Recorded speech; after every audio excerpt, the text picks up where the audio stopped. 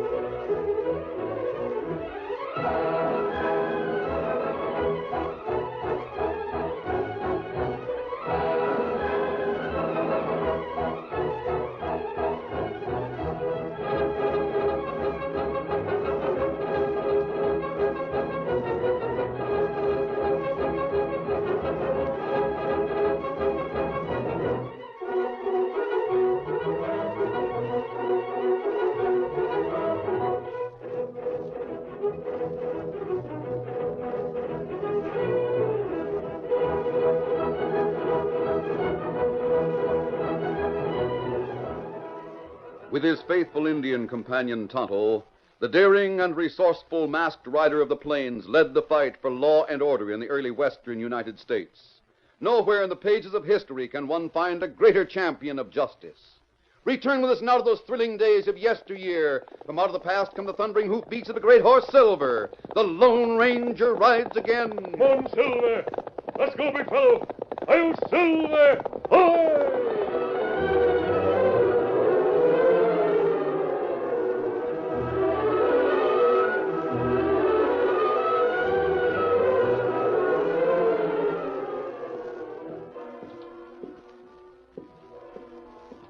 Walt Meadows, a comparatively young man, nervously walked the floor of the living room in his three-room house.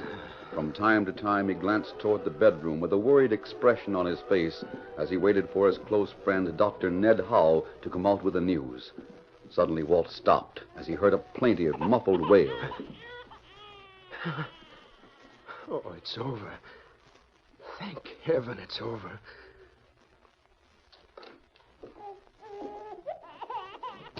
It's over, Walt. You're the father of a fine baby boy. A boy? I can't believe it. But tell me, Ned, how are they? How's Mary? Baby's fine, Walt, fine. Mrs. Williams is tending to him now. Yes, but Mary, what about her? Can I see her now, Ned? Walt, I don't know just how to say this, but... I did everything I could. Sure, I know, but Ned, you don't mean that... Yes. Yes, Walt, Mary's gone. I did all I could. But you still have your son. There isn't much I can say, but you know that I feel... Mary! My Mary dead! Take it easy, Walt. Take it easy, you say. You, my best friend, and you didn't save my wife. Get out. Get out. I never want to see you again. And you can take that baby with you. You don't mean that, Walt. I do mean it. Every word of it. I don't want to see him. I'll send you money, but give him away. I won't have him. I never want to see him or you. Ever again.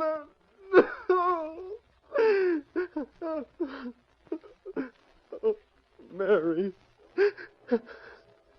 My Mary.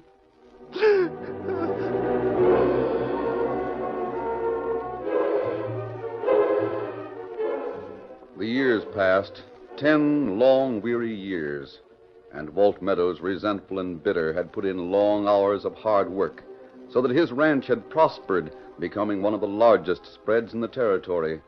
He lived alone with a housekeeper and ran his place with an iron hand, and never once had he inquired or had any word about either his son or his former close friend, Dr. Howe. One day, Walt Meadows and his foreman, Bandy, ground hitched their horses and walked to a split-rail fence which enclosed a large field. They stood leaning on the fence and observing a prize bull which grazed in the field. Bandy, that bull's sure a beauty. But mean as they come. That's right, Mr. Meadows. Boys have to be mighty careful in handling that critter. He's the devil come to life when he gets going. Yeah, I'm sure lucky to get him, though. Cost me a pretty penny, too. Yeah, I know. I don't mind saying I'm glad to have a fence between me and him. Yeah, guess I can't rightly blame you for feeling that way, Bandy.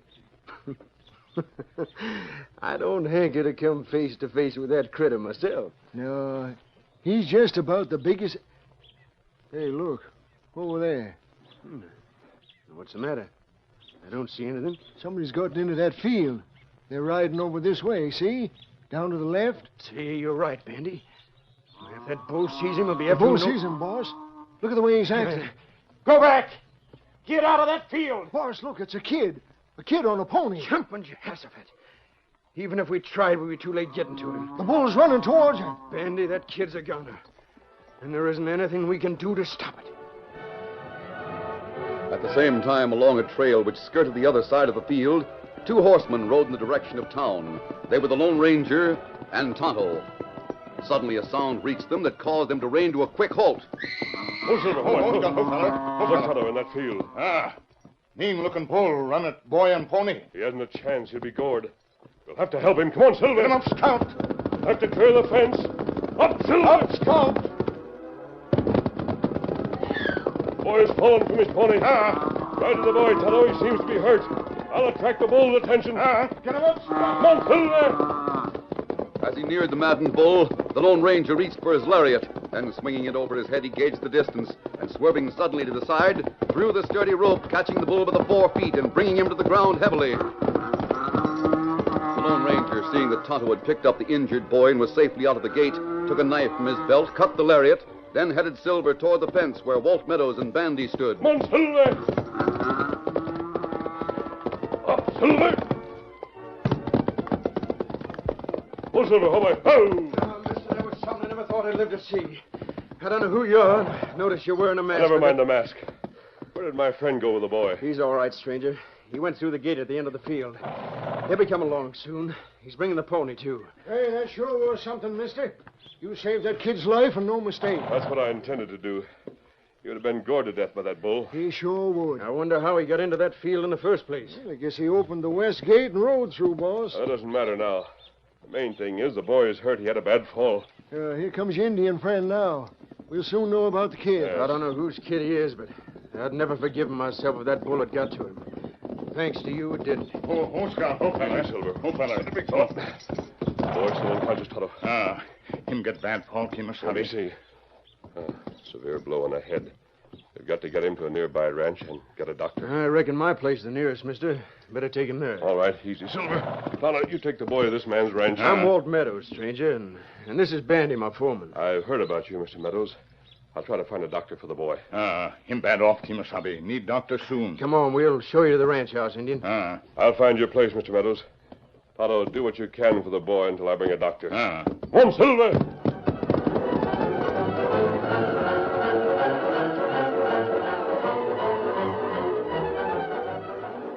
The Lone Ranger covered the 8 miles to town in record time. Then, since the late afternoon sun was still shining brightly, he stopped on the edge of town, and taking a small kit from his saddlebag, he removed his mask and donned a disguise. Then he rode on until he drew rein before the home of the town's only doctor. Oh, Silver, come on, easy. Steady, big fella.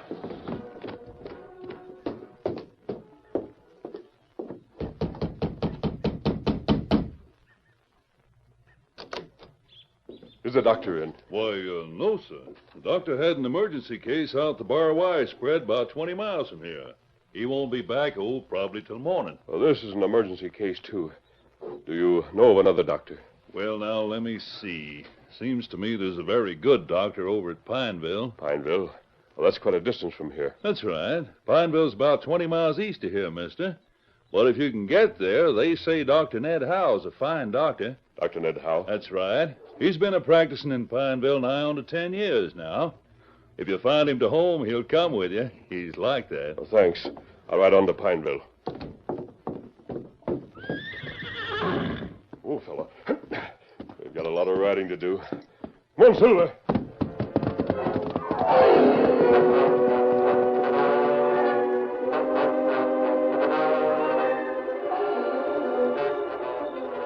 Darkness had fallen before the Lone Ranger reached the town of Pineville. Once more he put on his mask after removing the disguise at a nearby stream. Then he rode into town and sought out the home of Dr. Ned Howe. Oh, easy, steady, big fella.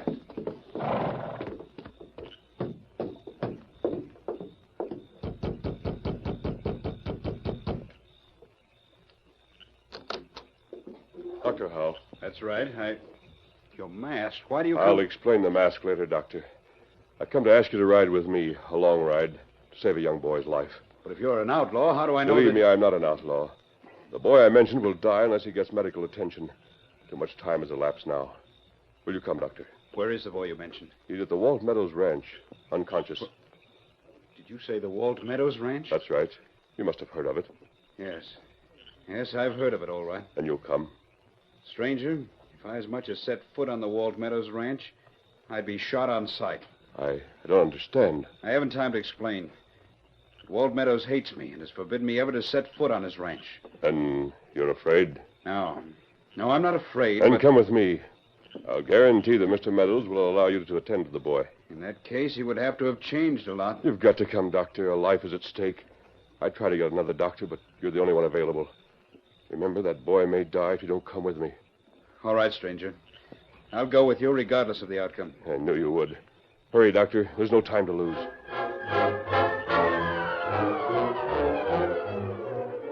Meantime, back in the Meadows Ranch house, the hours dragged on as Tonto kept watch over the stricken boy who lay on the couch in the large living room. Walt Meadows sat across the room and watched as Tonto, with tender hand, changed the cold cloth that he constantly kept on the forehead of the injured child. You know, Indian, I've been watching the way you tend to that boy. You sure have a way about doing it. Boy, plenty sick. Him have lot fever. Need plenty cold claws. It's funny it takes your masked friend so long to get here with the doctor. Him get doctor someplace. Maybe him not find doctor in town. I guess that's the size of it. What do you think? The kid last out till it does get here? Me not know. Look, he make lips move. Mother Williams, where are you? I want Mother Williams. He's delirious. He's calling for somebody. Sounds like Mother Williams. Ah. Hi, boss. How's the little boy doing? He's bad off, Bandy. Bad off. I wish that masked man would get here with the doc. Poor little Button. Wonder who he is. I wish we knew so as we get in touch with his kinfolks. He's sure a nice-looking kid. I'd sure like to have a little boy like that. Wouldn't you, boss? No. No, I wouldn't. I got no time to give to raising kids. You better get back to the bunkhouse, Bandy.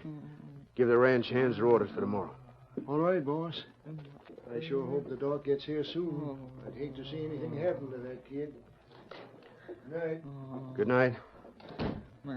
My head. Mother Williams. I want Mother Williams. There now. You'll be all right soon. Soon she comes. Tarnation, take it. I don't see why that friend of yours don't get here. Yeah, Them come now.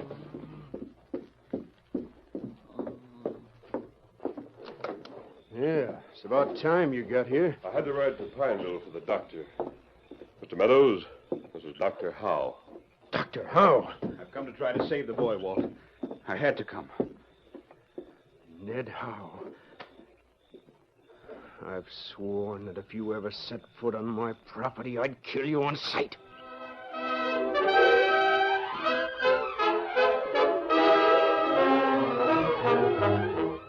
The curtain falls on the first act of our Lone Ranger story. Before the next exciting scenes, please permit us to pause for just a few moments.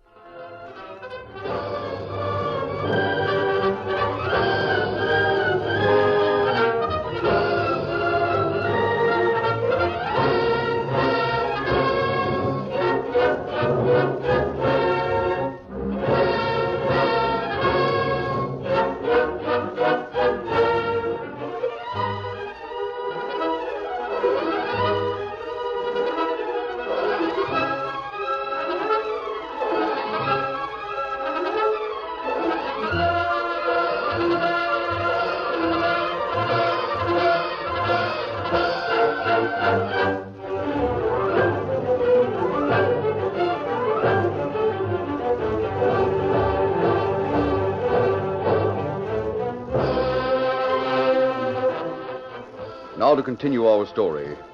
As Walt Meadows realized that the Lone Ranger had brought the man he hated to his door, Walt drew his gun and pointed it at Dr. Ned Howell. Even though his back was to the lighted room, the hatred on Walt Meadows' face was apparent. It was a tense moment. Then the Lone Ranger stepped between them and spoke. You fool, put down that gun.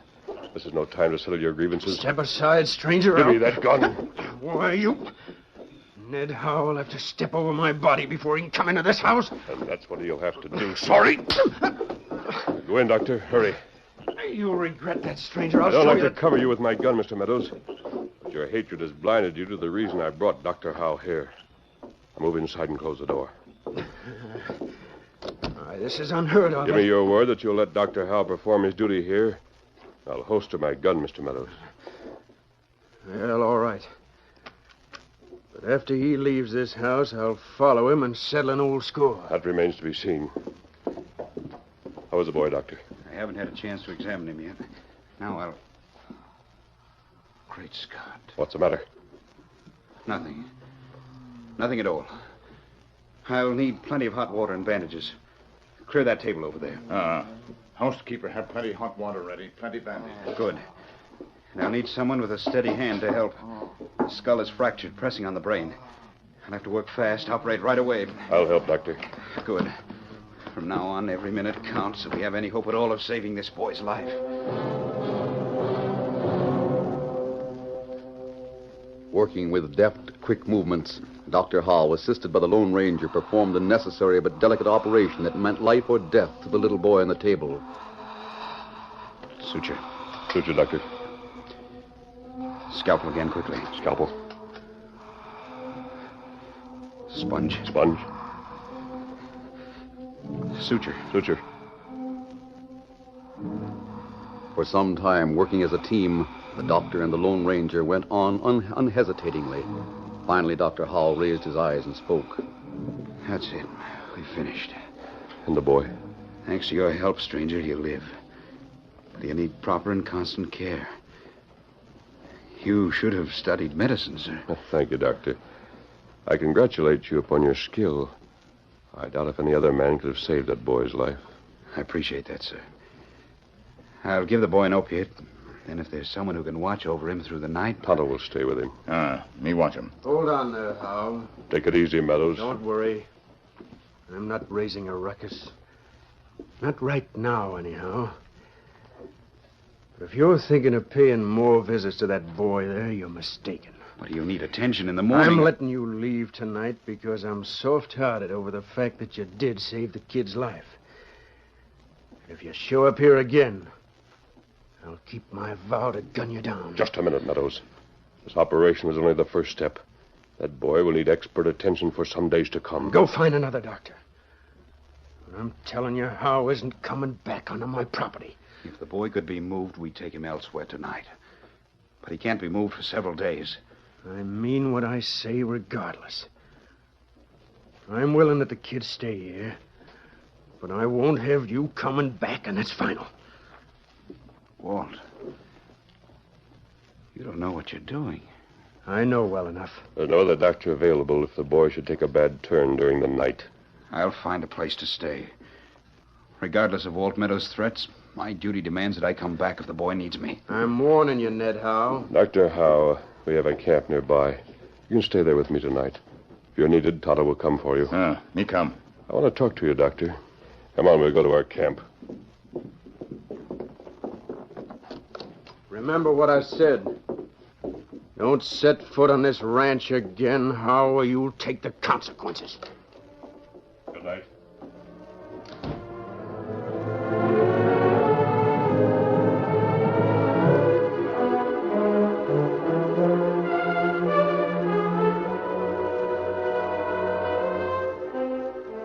Leaving Tonto to watch over the sick boy, the Lone Ranger and Dr. Howe rode to the camp which the Lone Ranger and Tonto shared in the nearby hills. Before turning in for the night, the Lone Ranger questioned Dr. Howe concerning Walt Meadows' attitude toward him, and a long discussion followed. It was very late when the two men lay down to rest. Toward morning, the Lone Ranger awakened to find Tonto reining to a halt. Kimasabi. Yes? Boy talk crazy. Him have high fever. Doctor, you come quick. You say he's had a bad turn? You come. All right, Tonto. We'll both ride back with you. And Mr. Meadows, him stay awake. Him know me come for doctor. Him get men from ranch house. Say him not let doctor come to ranch. But that boy may die without attention. We'll get our horses, Doctor.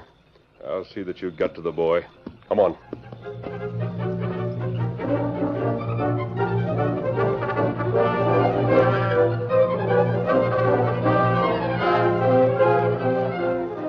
After receiving Tonto's urgent message, the three men left the camp in haste and rode hurriedly toward the meadows spread. For some distance, they rode in silence. The trail ahead was lighted by a bright moon, aided by the faint flush of dawn in the eastern sky. Finally, Tonto spoke.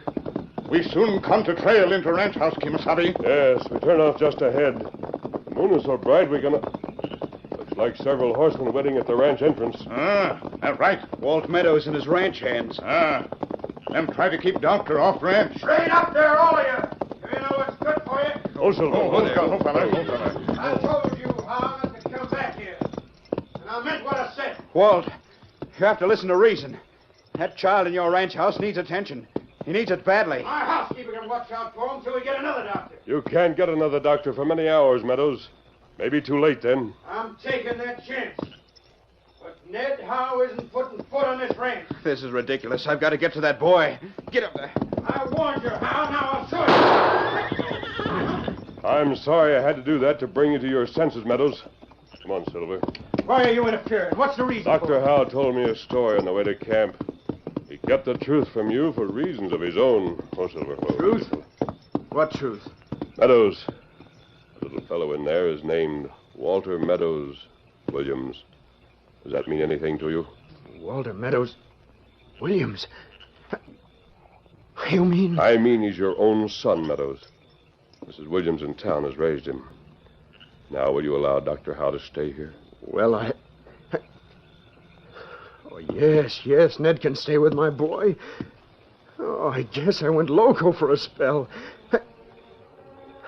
Oh, Ned. Ned saved my son.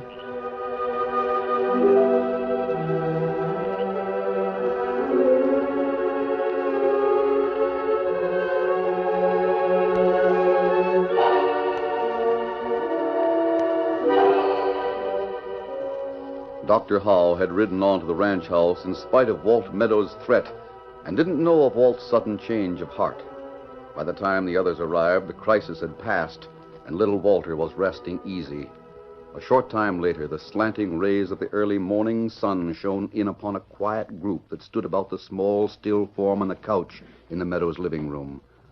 Walt Meadows hadn't spoken since he entered the ranch house, but stood with bowed head beside the boy who was his own son. Then the Lone Ranger, noting the lines of remorse and suffering on Walt's face, turned to Dr. Howe and spoke softly.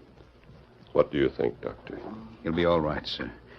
The danger period is past. Oh, thank heaven. Ned, I don't know how to thank you. Mother Williams. She'll soon be here, son. Mother Williams is coming to you. Who are you? How did I... I'm just a friend, Walter. And Yes, Uncle. Uncle Ned. I'm glad you're here. I knew you needed me, Walter. That's why I'm here. You were hurt, but soon you'll be all right again. So he calls you Uncle Ned. Who is that man, Uncle Ned? Son, I'm...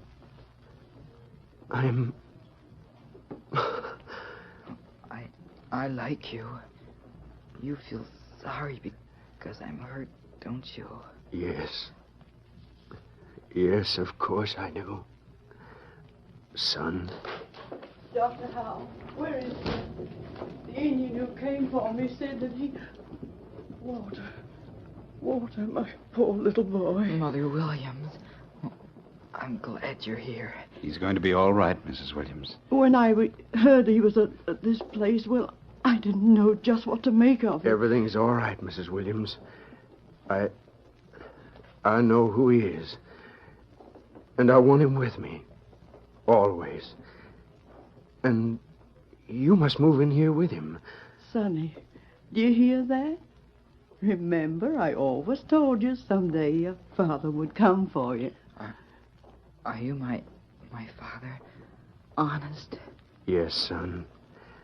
I am. If you'll have me. Golly. I'd like that. To have a father like you. Tonto, our work is done. We'll live here? Sure you will. This is your home, son. Yours and Mother Williams from now on. Gee, and Uncle Ned can come and see us like he always does? Well, Walter, Of course, Uncle Ned'll come right often, son. You see, he's my best friend. Aren't you, Ned? Shall we shake on that, Walt? Sure. Someone just went out. The Indian and that masked man. Oh, if I hadn't been so set on seeing Walter, I wouldn't have been startled when I saw him. You'll never know how much I owe to him. I wanted to tell him, and now I don't even know who he is. I found out, Walt. He's the Lone Ranger. The Lone Ranger? Oh, golly. Silver, let's count. I'm Silver.